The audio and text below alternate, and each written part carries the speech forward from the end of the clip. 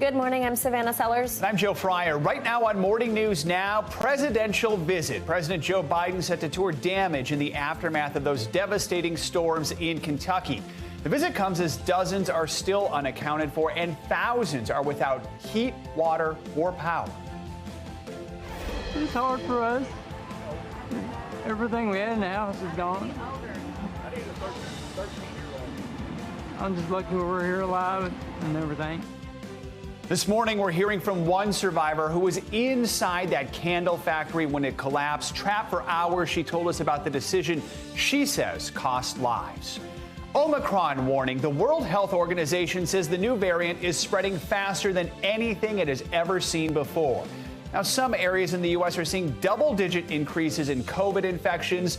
The two scenarios health experts say we can expect as we head into the winter holidays. Shipping surge. With 10 days to go before Christmas, the nation's largest delivery services are ramping things up.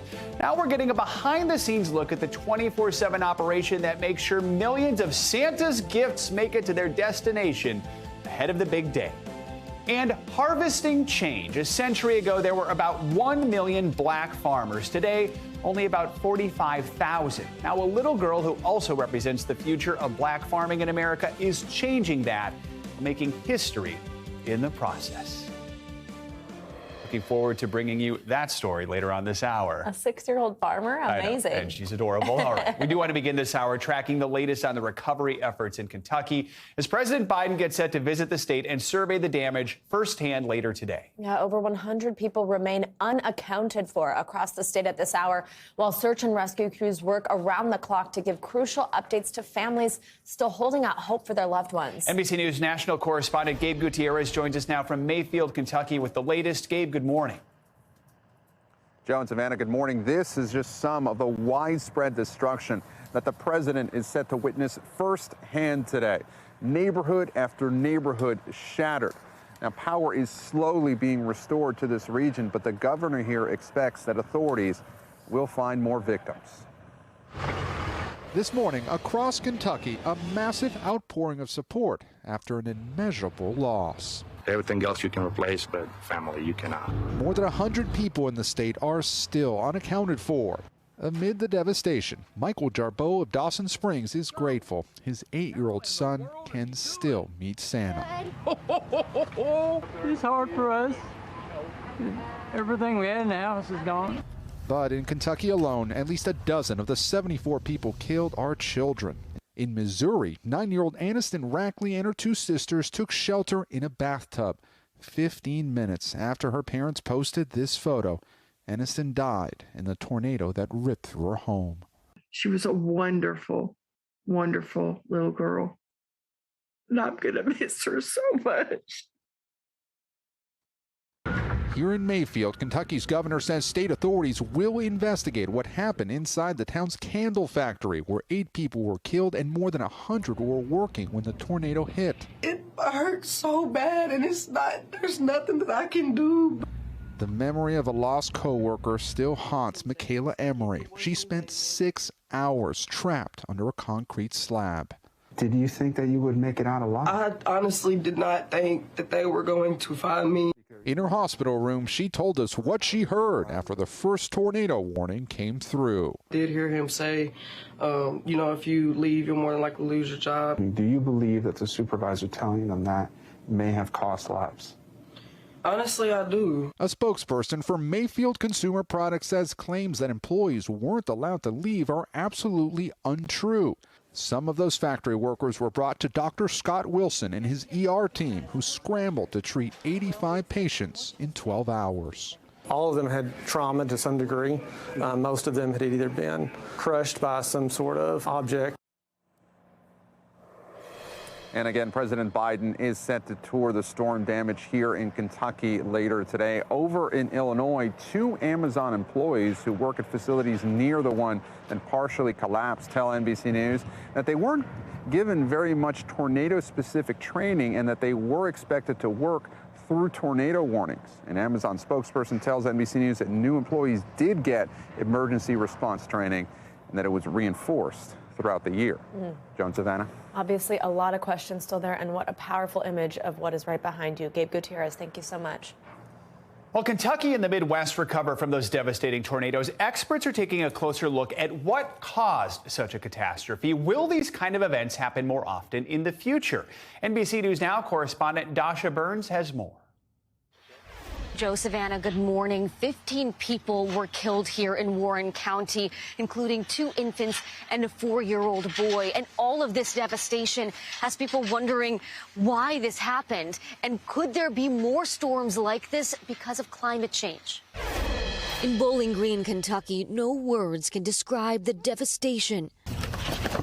You can see that these 2 houses are gone, and then the houses in front of them are gone, so you can directly see the path moving right straight through there. As the community grieves, many are asking why. This is the largest event ever in December in terms of severe weather and tornadoes. Experts are working to understand what fueled these monster storms. This is very unusual. Josh Durkee is a meteorology professor at Western Kentucky University. What happened here? There was a widespread area conducive to severe weather. There was warm air ushering in a lot of moisture in the lower levels of the atmosphere, and the wind shear set up an environment for storms to tap into that environment and thrive. The unusual nature of the storms have many wondering if this is a result of climate change. Climate change is a very complex discussion. While Durkee can't definitively say climate change is the cause of these storms, he says they may be a consequence. One of the main causes, spring-like temperatures in December, 20 to 30 degrees above the average for this time of year. Could we see more of these storms because of these warming temperatures? There are changes in the spatial distributions of tornadoes as well as the tornado frequencies. We are seeing more and more of these types of events that are related to things like climate change. There may also be a change to what's traditionally deemed Tornado Alley. Experts say it's moving east. Could we see tornadoes start to impact new places, different places? Absolutely. That means more people should get prepared. I'm going to be working tirelessly to help people find ways to protect themselves, to get the warning, to have a plan, to get low and save your family's life. Joe, Savannah, folks here never expected to see anything like this, but experts say as these storms become more frequent, more and more communities are going to need to have a plan to keep themselves safe. Joe, Savannah? Important story. Dasha Burns. Dasha, thanks so much. Turning now to a new warning from the World Health Organization. Officials say the Omicron variant is spreading faster than any previous variant, with over 70 countries now reporting at least one case of the variant. But in the U.S., doctors are still battling the Delta variant that began spreading through the country earlier this year. NBC News correspondent Sam Brock is in Miami with the latest. Joe and Savannah, good morning. There's now little doubt that we're in the middle of another wave. The big question this morning is how bad is it going to get? The trifecta of Delta surging, Omicron rising, and peak flu season all at the same time is daunting. But health experts say we are in a much better place than most countries. As we brace for another winter bout with COVID, soaring cases from the UK to Africa have the World Health Organization warning people not to be fooled by Omicron's reportedly milder profile. We are seeing what we have never seen before in an outbreak with this Omicron. In the U.S., top CDC officials have modeled 2 scenarios, a massive wave of infection slamming communities as early as January, or a smaller surge of Omicron arriving in the spring. CDC Director Dr. Rochelle Walensky spoke with Savannah and Hoda Tuesday. Is it more transmissible? Is that the deal? So it is. It is more transmissible, and we're seeing that in other countries as well, that it's rapidly becoming the more predominant strain. How much more transmissible? Do you have any metric? Is it 5 times more transmissible than Delta? 1, 2 times? It's still early, but what we're seeing in some of these other countries is doubling times of about every 2 days or so. The national picture is increasingly troubling, with around 40 states looking at double-digit increases in COVID infections. In Omaha, Nebraska, hospitalizations are skyrocketing, and healthcare workers are tapping into their reserves. We just hope that no one else has to experience the things that we've been experiencing, especially lately. Cornell University going virtual in the middle of finals, reporting over 900 new COVID cases, including a very high percentage of the Omicron variant in fully vaccinated people. Stafford wants to throw for it. In the NFL, marquee wide receiver Odell Beckham Jr., who just played in a big Monday Night Football game, one of 9 LA Rams to land on the COVID list 24 hours later. Coach Sean McVay, bewildered. This has definitely been the most uniquely challenging situation we've dealt with COVID. Now to a key point about that Pfizer antiviral pill we were telling you about yesterday. It could be approved in a matter of weeks, depending on the FDA. But here's the thing, Joe and Savannah. Pfizer says they have a couple 100,000 treatments so far, which is roughly the equivalent of about 2 days worth of infections in the United States. They will be producing 80 million over the course of next year. So it's going to help, but not right away. Guys, back to you. All right, Sam Brock, thank you so much.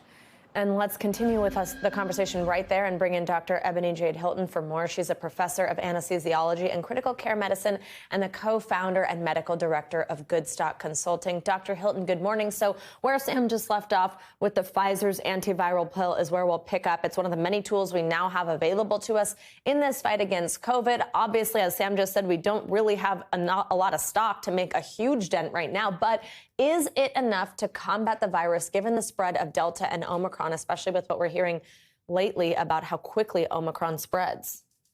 Right. You know, anything we can add to our toolbox is a benefit. And with the Pfizer pill, yes, we see a reduction by 89% for hospitalization or death. But the question is it even accessible to the most disadvantaged of us, right? We know those pills are going to be in pharmacies and in hospital settings, of which we also know that in the most vulnerable communities, they don't have a hospital. They don't have a pharmacy. So how are we making these available to them? And if those mobile vans that were littered across the aisles of grocery stores and the mobile tents that were put up in the churches and in the barbershops have now disappeared in those low-income neighborhoods, then how are those persons going to get access to this Pfizer pill that could potentially save their lives? That's the thing that we have to address in America, especially when literally 60% of all Americans make less than $40,000 a year.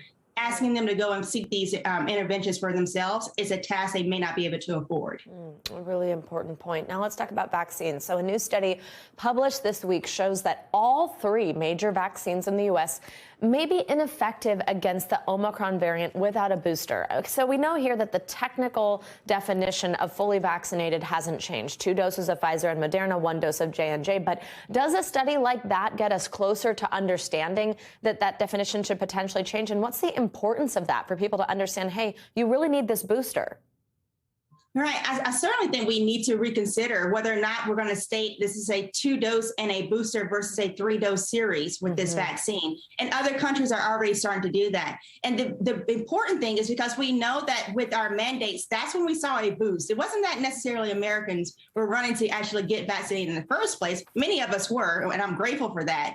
But many Americans had to have that push of the mandate in order to say that they were going to get vaccinated. And at this stage, we're only having vaccines, about 2 million vaccine doses a day, and that's including boosters, which lets us know that we're behind the 8 ball. We are not vaccinating nearly enough people. And at this point, if we're seeing doubling of cases in other countries, we had 120,000 new cases yesterday in the United States of America. If that continues to double, people have to realize that death is not the only consequence. What happens when 1 million Americans become affected each week to our economy? We don't have workers if we don't have workers that are well enough or healthy enough to go into work. And that can have a crippling effect. So I really hope corporations start to lean in with the healthcare system to say we have to get a handle on this and be proactive and not reactive. All right, so doctor, we talked about this antiviral pill. We talked about the shots. Let's talk about another tool, testing. So a new study actually shows that roughly 40% of people who test positive for COVID are asymptomatic, and more than 60% of confirmed COVID cases among people under 20 were asymptomatic. So one thing, what does that tell us about how COVID affects different age groups now that we're almost years into this? But also, should we be getting more COVID tests regularly? And I think that's something we were doing, but as we've gotten these shots and everything, it's slowed down a little bit. What do you think about the importance of testing at this point in the pandemic? Oh, the importance of testing cannot be understated. It really is one of those things where in other countries where they have free tests mailed to their homes so they can test at home and not have to get on that public transport system and potentially infect other people that's on the train while they're going to try to get tested is paramount. But what we also know when we state about this asymptomatic versus symptomatic, again, there's so much with COVID that we don't state as far as the impact that it has on persons, even those mild cases. When someone says I just lost my taste and smell. That means that the brain is no longer functioning in a proper way. And I cannot get over the fact that people take that as being light, considering the fact that we have studies that are showing that the same biomarkers that are elevated in people with Alzheimer's are elevated in people who have these neuro deficits related to COVID. And so when those 60% of people are 20 and younger, will we see that Alzheimer's happens more frequently with those population at younger ages?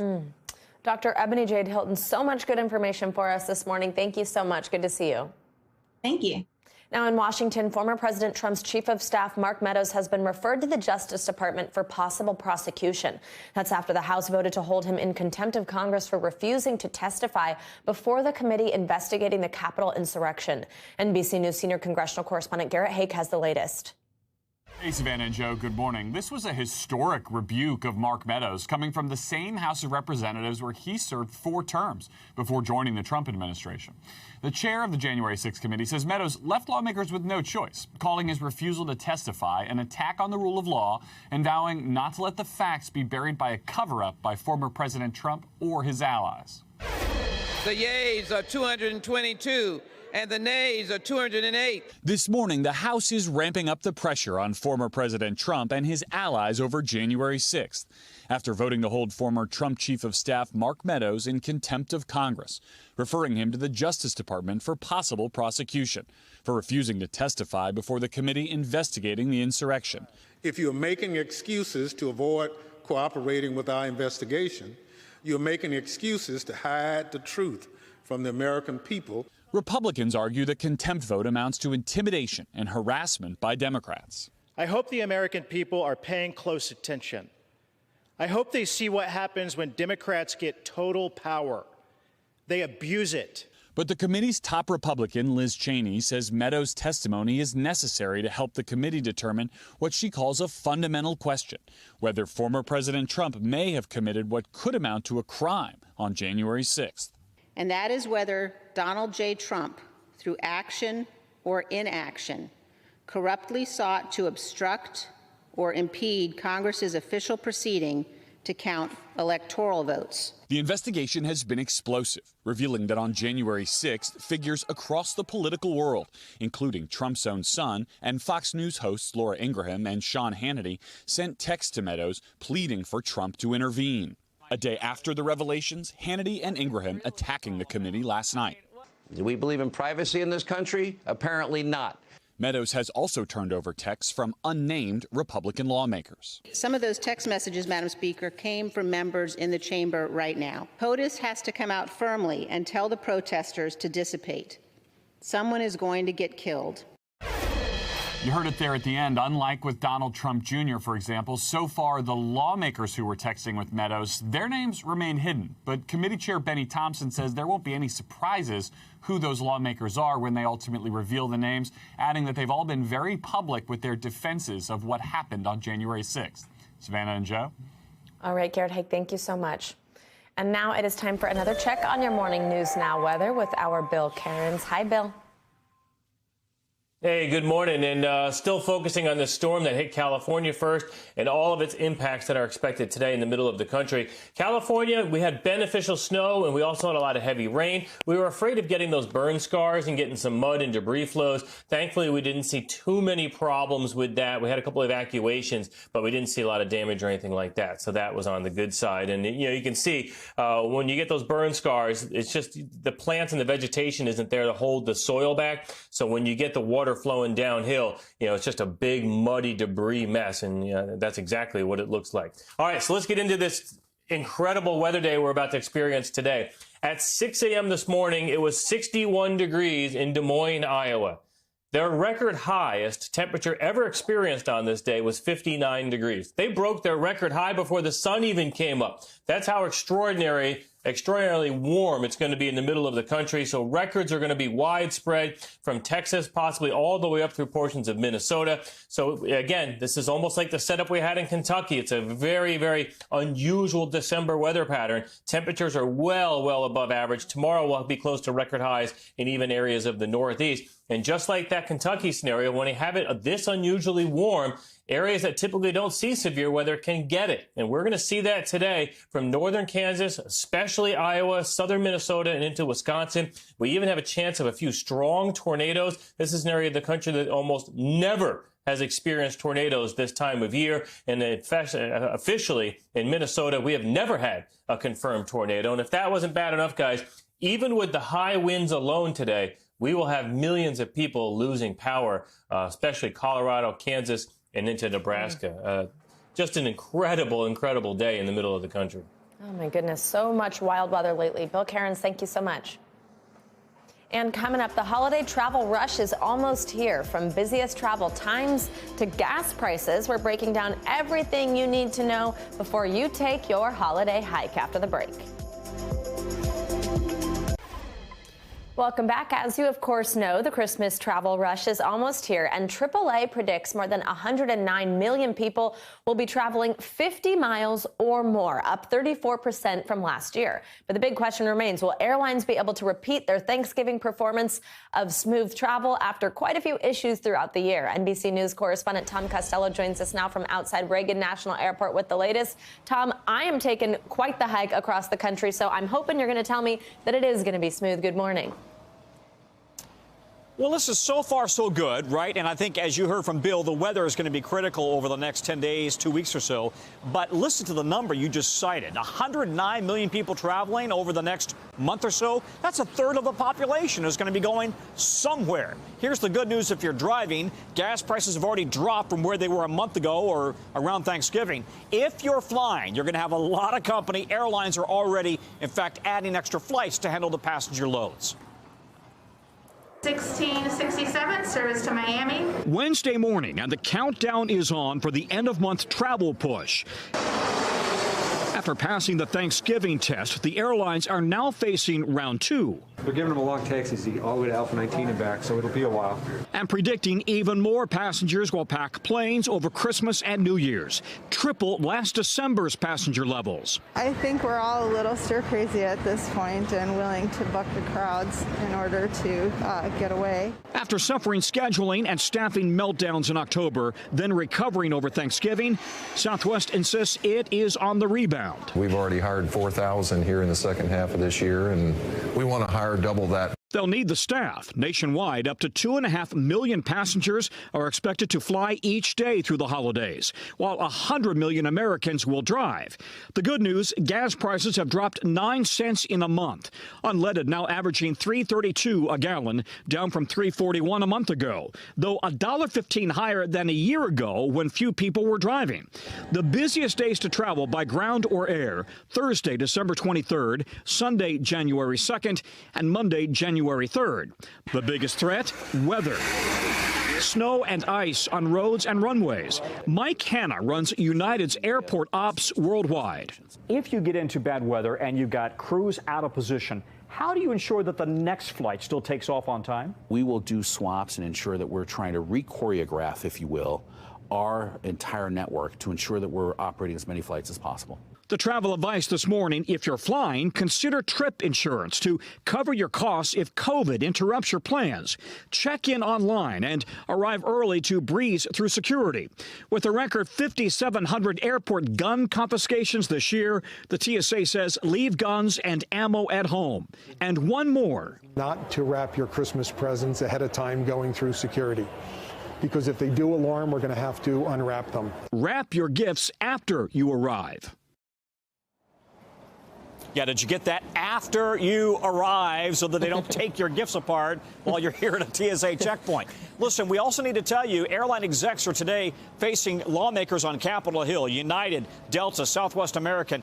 Lawmakers want to know, how did they spend that $56 billion in the Paycheck Protection Program? They got all that money, of course, during the pandemic, so they could keep employees on staff, not fire people. The lawmakers want to know, how did they spend that money? And specifically, if they had that money and they were trying to keep people on staff, why did they have the operational meltdowns that we saw over the summer and into the fall? Yeah, Specifically, question. that was with Southwest and, of course, American Airlines as well. So that's going to be happening today here in Washington. Savannah, back to you. Absolutely. Oh, my goodness, Tom Costello, I cannot stand wrapping presents. I don't know if I'm alone in that, but I have paper cuts and my back hurts.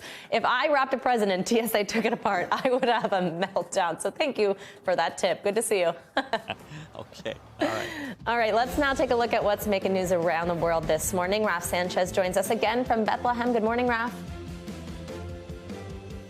Hey, Savannah. Britain says it will do more to push back on Russia and China in the field of cyberspace. In a new cyber strategy published today, the UK says Russia and China cannot be allowed to dominate in emerging fields like artificial intelligence and quantum computing. And it says to expect more great power competition across the cyber realm. The largest taxi firm in Paris has suspended use of Tesla Model 3s after a fatal accident over the weekend. One person was killed and 20 injured after an off-duty driver lost control of his car. Investigators say they're looking into whether the accident was a technical fault or human error. And finally, Australia is opening its borders just a little after nearly 2 years of COVID closures. Some skilled migrants and foreign students will be allowed into the country starting today. The hope is that that will help boost the economy. But guys, there are real concerns that the borders are opening up just as Omicron is spreading around the world. Yeah, absolutely. All right, Raf, thank you so much. And now coming up, a longtime soap opera star is fighting back after he was fired for refusing to get vaccinated. The legal action the actor is now taking and why he's now alleging discrimination. And a new study links hormone therapy to lower suicide risk for trans youth. We break down the data and what it could mean for efforts to ban hormone therapy for minors. That's up next. Welcome back. Steph Curry has accomplished a lot of things in his Hall of Fame basketball career, and now he has another title under his belt. Take a look. And here's Curry for the record. It's good! There it is! Stephen Curry, the all-time three-point king in the NBA. As you just heard, Curry has now made more three-point shots than anyone else in NBA history. He surpassed NBA great Ray Allen with his 2,974th career three-pointer during last night's Warriors game against the Knicks at Madison Square Garden. Curry is a three-time champion with Golden State. He's also a seven-time All-Star and two-time MVP. As for the game itself, his Warriors beat the Knicks 105-96. Wow. That's impressive. What did I just say? 2,000 something? Holy moly. I can't make one. Almost 3,000. Yeah, for real. All right. Now, for 25 years, Inga Rademacher headlined the iconic soap opera General Hospital. That star turn ended last week when he was fired by ABC for refusing to get vaccinated. Now he's suing, saying the network discriminated against him. NBC News correspondent Vaughn Hilliard has this story. Goodbye, girlie. Goodbye. Former General Hospital star Inga Rademacher suing ABC. The company fired him for their COVID vaccine mandate. Rademacher, who played Jasper Jacks on the daytime soap opera for nearly 25 years. How do you know all this? Now arguing that the company's vaccine mandate is unconstitutional and amounts to religious discrimination. Good morning, guys. So this is my official video to say that I'm no longer on the show. Rademacher thanking his fans in a goodbye post on Instagram, then getting to his position on vaccines. If you want to go get the vaccine, get the vaccine. If you think it's going to protect you, that's great. But you should be able to make that choice. Lawyers for Rademacher in a lawsuit filed against ABC on Monday in Los Angeles, writing, ABC does not have the authority to force medical treatment on its employees against their will. Even if it did, it must offer religious exemptions to the forced treatment to anybody who requests one. It cannot discriminate among religions and cannot second-guess the sincerity of one's religious beliefs. ABC has not replied to NBC News' request for comment. Where do you see this lawsuit going? Generally, the cases so far appear to favor state and employer-mandated vaccines, but there is no definitive final word on the issue from the Supreme Court yet. Just this week, the U.S. Supreme Court refused to block New York's vaccination mandate for healthcare workers, even those claiming religious exemption. But other mandates are still working their way through the lower courts. Rademacher was the second General Hospital star to confirm his departure from the show. Unfortunately, General Hospital has let me go because of the vaccine mandate. I did apply for my medical and religious exemptions, and both of those were denied. Actor Stephen Burton, who played Jason Morgan since 1991, also posted a goodbye video on Instagram in November after he was fired for not getting a shot. Rademacher's lawyers seeking compensation for damages, yet to be determined, but also hoping to set a precedent. I do not agree with corporations ever being able to mandate a vaccine to keep your job, to keep your livelihood. All right, thank you to Von Hilliard for that report. New this morning, a study from the Journal of Adolescent Health found a strong link between gender-affirming hormone therapy and a lower risk of suicide and depression for transgender youth. Yeah, it's the first ever large-scale study to examine the issue. NBC Out reporter Joe Yorkeba joins us now to discuss this more. Joe, good morning. So walk us through this study. How exactly was it conducted and what did it ultimately find? Good morning. Yeah, so the research was based on a sample of more than 9,000 transgender and non-binary youths from the ages of 13 to 24, and they provided data on hormone therapy use as part of an online survey that was conducted last year by the Trevor Project, an LGBTQ youth suicide prevention group. And the study found that for people under 18, receiving hormones was associated with nearly 40% lower odds of recent depression and of a past year suicide attempt, which researchers have said is a really significant, strong link. You know, Joe, this goes along with what we've been talking about for several months now, and anecdotal evidence. When you talk to transgender youth, they tell you when they get that gender-affirming care, it just improves their mental health. How do these findings confirm or differ from the guidance issued by medical organizations that focus on transgender health care?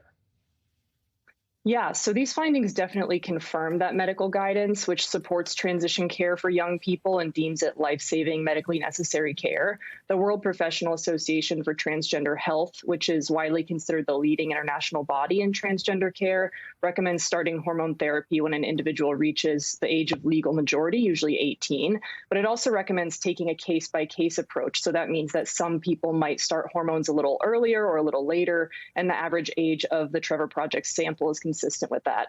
Now, more than 20 states have considered bills banning hormone therapy for trans minors just this year alone. What's the latest with those efforts? Well, most of those bills have died or stalled in state legislatures. Only two, Arkansas and Tennessee, have successfully passed those restrictions, but Arkansas's was blocked by a judge in July. And of course, advocates say that those efforts aren't over. They believe that some conservatives will come back with more force in the coming legislative session. Already in Texas, there has actually been a back and forth between the governor, the attorney general, and the Department of Family and Protective Services about whether this kind of care is child abuse and could mean that kids could be taken from their parents. So parents of trans kids are already really bracing for the future, and they're afraid. We're going to see how this plays out in courts and in legislatures all across the country over the coming months and years. Yeah, absolutely. Joe, thank you so much. Turning now to a story of hope in the wake of an unexpected tragedy. The small town of Dawson Springs is coming together after the devastating tornado that touched the ground last week and left most homes in the neighborhood destroyed.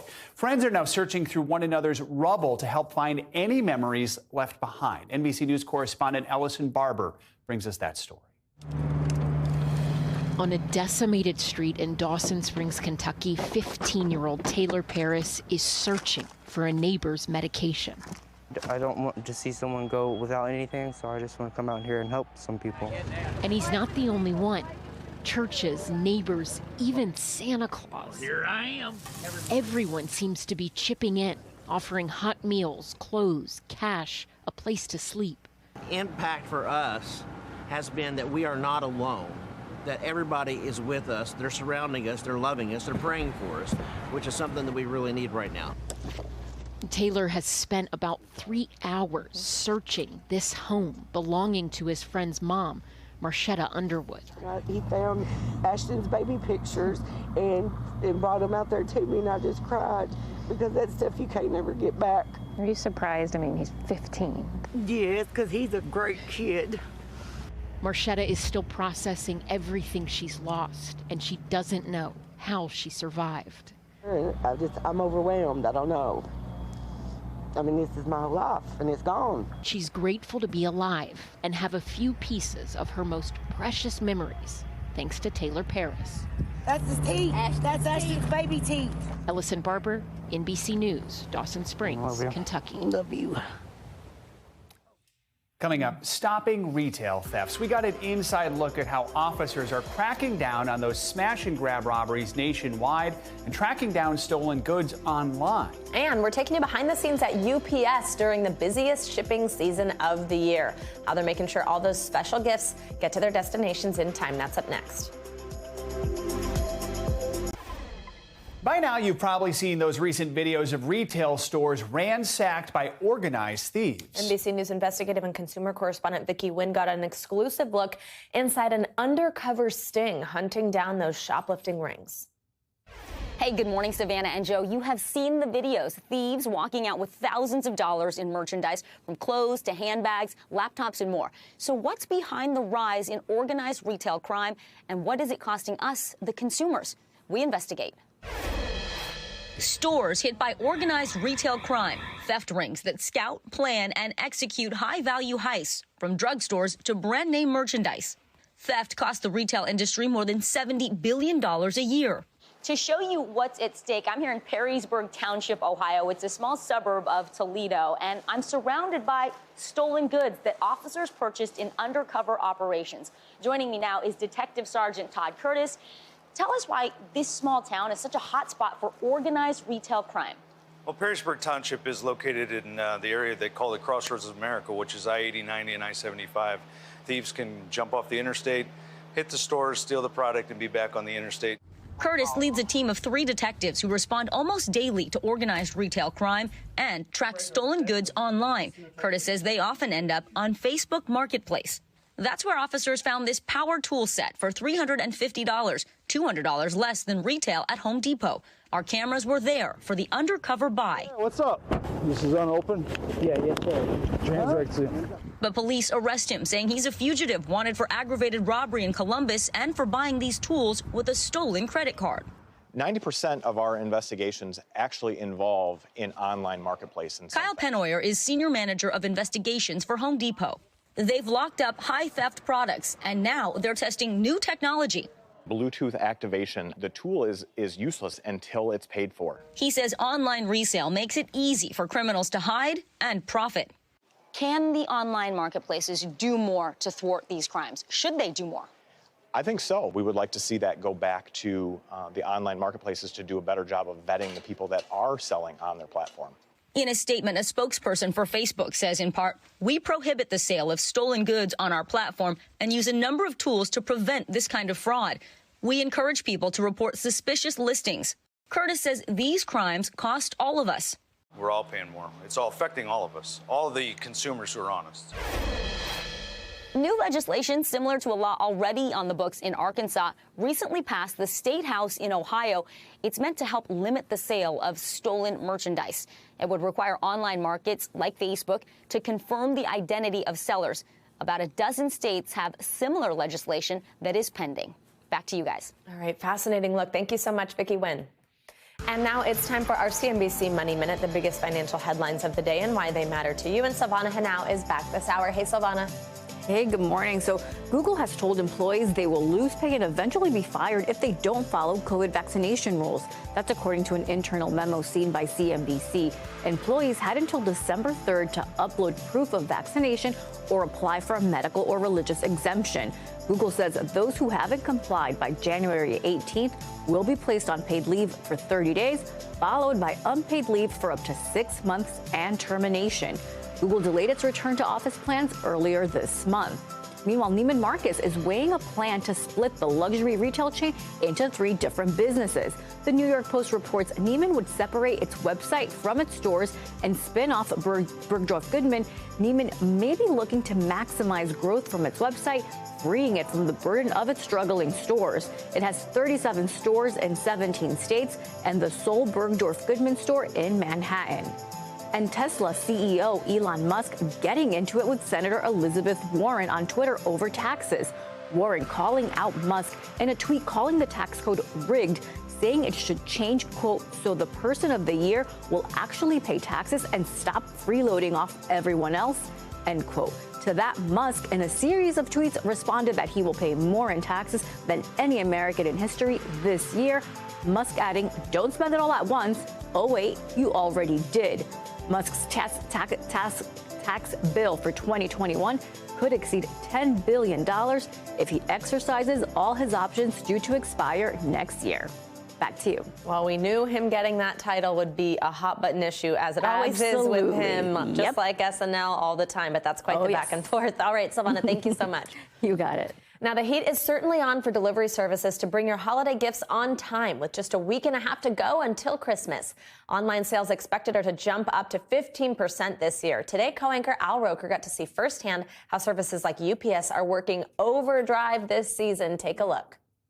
It needs help. And where are the elves? You are the elves. Elves wearing brown. I like that. I like that. Around here, it's a 24-hour, 7-day operation. During the holidays, this UPS hub in Stratford, Connecticut delivers 60,000 packages a day, double the normal workload. 500 employees fill the warehouse, including Jenny Rosado. She's been a UPS driver here for more than 30 years. Jenny, this when you're up this high, you get a sense of how huge this place is. Up above the package cars, holiday gifts are prepped for distribution. Everything comes down in a bag like this, so they'll dump them, and what happens is they go down here, right, and they roll into this, and then I'm going to show you over here. This is what we call the matrix. Ooh, the matrix. I like it. And the matrix, what it does, so it separates them. And then when we go down here, Al, it lines them up. But they're all over the place, and they all end up going in there. So it doesn't matter if they're upside down, because when we go over here, you see that lighting over here with the blue? It has a 360 camera on it. So it can scan the package. No matter which way it is. No matter which way it is. We can process probably about between like 5,000 to 10,000 packages an hour on here. Next up, packages are labeled with UPS locator codes, assigning each one to a specific route. Man, it's like a labeled version of 3-card Monty. The packages then slide into an assigned bag before being loaded into the package cars. So this is my truck. Jenny's been driving the same route for 10 years. She says her customers and their pets have become like family. During the pandemic, you were probably the only outside person people were seeing. Listen, I had people who were like, wanted to come out and talk to me because they were tired of talking to their families, okay?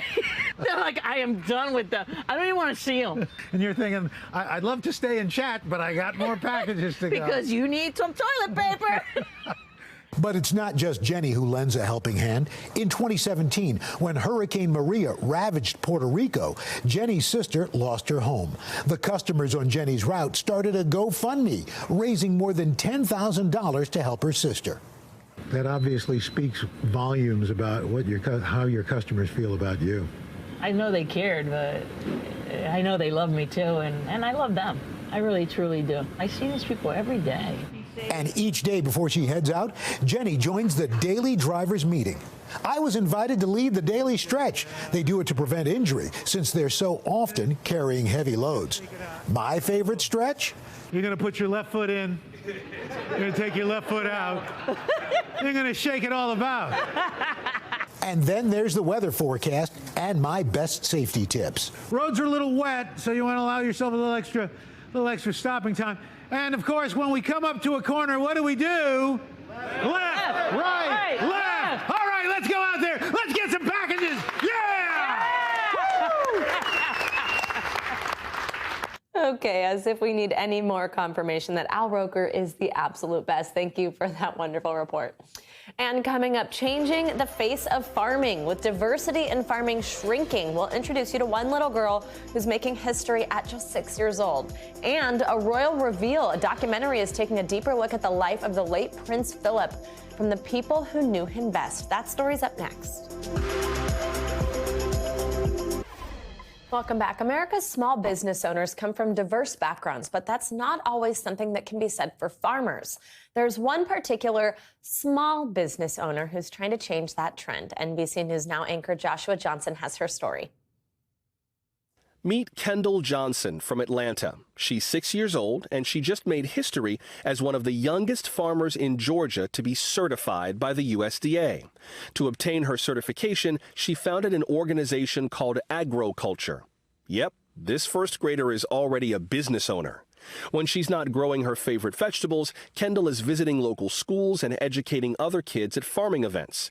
She's about as passionate as they come. Carrots, they are delicious. If you eat a carrot, you're actually eating the root because carrots are rooted vegetables. Kendall Johnson is part of a shrinking community, Black farm workers. According to the USDA, there are 3.4 million farmers in the United States overall. Only about 45,000 are Black. A century ago, there were about 1 million. And it's not just the farmers that are disappearing, the farms are too. Back in 1910, Black farmers owned between 16 and 19 million acres of land. Today, 90% of that land is gone. White farmers own virtually all of America's farmland. John Boyd is president of the National Black Farmers Association. He blames this partly on lending practices, like what he experienced firsthand. And he said, well, I'm not going to lend you any of my money. He spat on me during one loan application session. He said when USDA came out to investigate him, I was filing complaints during these periods of time. He said, well, did you spat on John Boyd? He said, yes, but I accidentally missed my spat can. Did you call him these racial epithets? And do you have a problem making loans to Black farmers? He said, well, yes, I think that Black farmers are lazy and look for a paycheck on Friday. In a statement, a USDA spokesperson told NBC News, quote, the history of systemic racism and discrimination against Black farmers has been well documented and found to adversely impact access to and the equitable delivery of USDA programs, particularly in the farm loan programs.